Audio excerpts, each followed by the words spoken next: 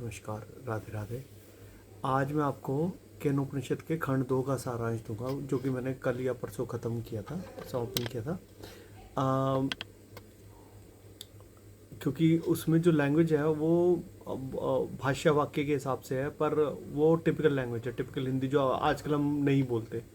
तो अब बिल्कुल नॉर्मल लैंग्वेज में समझाता हूँ आपको, ठीक है। तो जो हमने लास्ट जो खंड पढ़ा था ना, उसमें हमने समझा कि ब्रह्म क्या नहीं है। वह आंखों से दिखाई देने वाली वस्तु नहीं है, वह कानों से सुनाई देने वाली ध्वनि भी नहीं है, वह मन से सोचे जाने वाली कल्पना भी नहीं है। अब खंड 2 हमें जो बताता है ना, वो और गहराई में लेके जाता है। यहाँ बात खोज से हटकर ना अनुभव पर आ जाती है। तो उपनिषद कहता है कि यदि तुम सोचते हो कि तुमने ब्रह्म को पूरी तरह जान लिया है, तो तुमने उसे बहुत थोड़ा ही जाना है। यह वाक्य साधारण नहीं है, यह हमारे पूरे ज्ञान अहंकार को हिला देता है। हम अक्सर आध्यात्मिकता में भी उपलब्धि ढूंढने की कोशिश करते हैं कि अरे हमने ये अचीव कर लिया, हम ब्रह्म पा लिया, ये कर लिया, वो कर लिया, ठीक है। और हमें लगता है कि मैंने पढ़ लिया, समझ लिया, अब जान लिया। तो खंड 2 जो है ना, वो ये समझाता है कि जिस क्षण तुमने दावा किया कि मैं जान गया, उसी क्षण तुम दूर हो जाते हो उस चीज़ से। क्यों? क्योंकि ब्रह्म कोई ऑब्जेक्ट नहीं है जिसको पकड़ा जाए, वह अनुभव की वस्तु भी नहीं है, वह अनुभव का आधार है। जैसे बिजली को हम सीधे नहीं देखते, लेकिन उसके बिना पंखा नहीं चलता, ठीक है ना। वैसे ही ब्रह्म बिना दिखे सब कुछ चल रहा है। और खंड 2 जो है एक और बड़ी सूक्ष्म अंतर समझाता है कि ब्रह्म को जानना और ब्रह्म को समझ लेना अलग अलग बातें हैं, ठीक है। ब्रह्म को जानना और ब्रह्म को समझ लेना, ठीक है, ये दोनों अलग अलग बातें हैं। समझना बुद्धि का काम है, जानना अस्तित्व का। अगर कोई कहे मैं जानता हूँ, तो संभव है वह केवल शब्दों में जानता हूँ, लेकिन जो सच में जानता है ना, वह जानता है कि यह जानना भी अधूरा है, ठीक है। इसलिए जो उपनिषद का खंड 2 है, वो ये कहता है कि जो मानता है कि वह नहीं जानता, वह जानने के करीब है।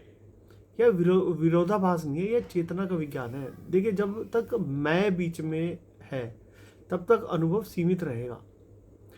मैं जानता हूँ, इसमें अहंकार छिपा होता है, लेकिन जब मैं हटता है, तब जो बचता है ना, वही ब्रह्म है, ठीक है।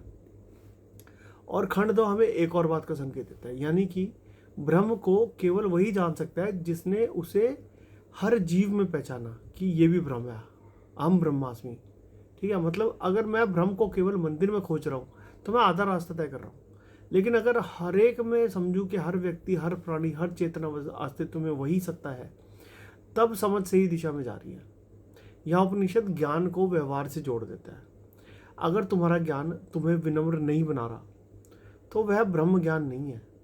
अगर तुम्हारा ज्ञान तुम्हें अलगाव में डाल रहा है, तो वह पूर्ण भी नहीं है, क्योंकि ब्रह्म विभाजन नहीं करता, वह एकत्व है।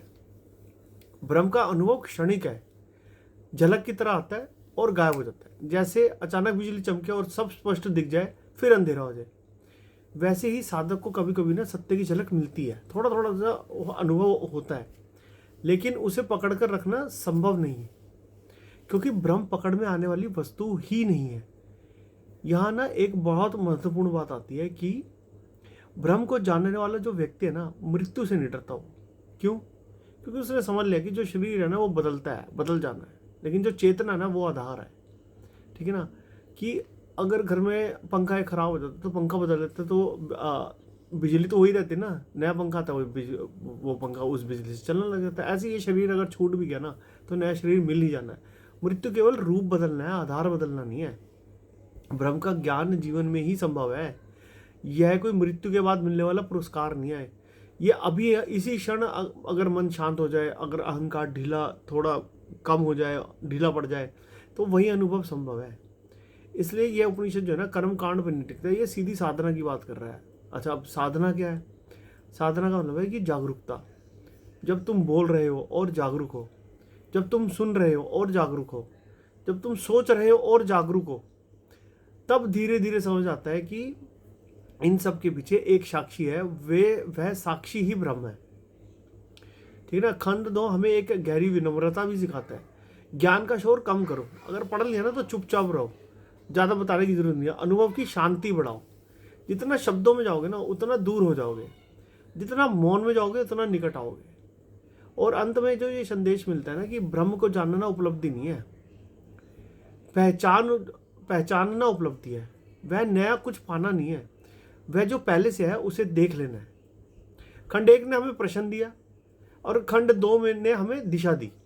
अब साधक केवल पूछता नहीं है बल्कि भीतर उतरना शुरू करता है, और यहीं से आगे की यात्रा शुरू होती है, जहां ज्ञान कथा बनकर प्रकट होगा और अनुभव जो है वो जीवन बनकर। तो आपने जो है ना इसी तरह से इसको फॉलो करना है। और आपको ये मेरा कलेक्ट करा हुआ आपको कैसा लगा, आप मेरे को बताना ज़रूर, कमेंट में ज़रूर बता देना कि ये ठीक लग रहा है कि नहीं।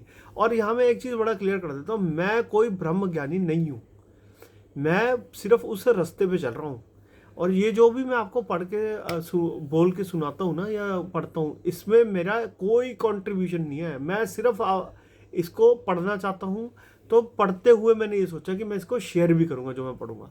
अब कई चीज़ें मेरे को पढ़ते पढ़ते समझ में आई हैं, वो मैं आपसे अगली वीडियो में शेयर करता हूँ, ठीक है। राधे राधे।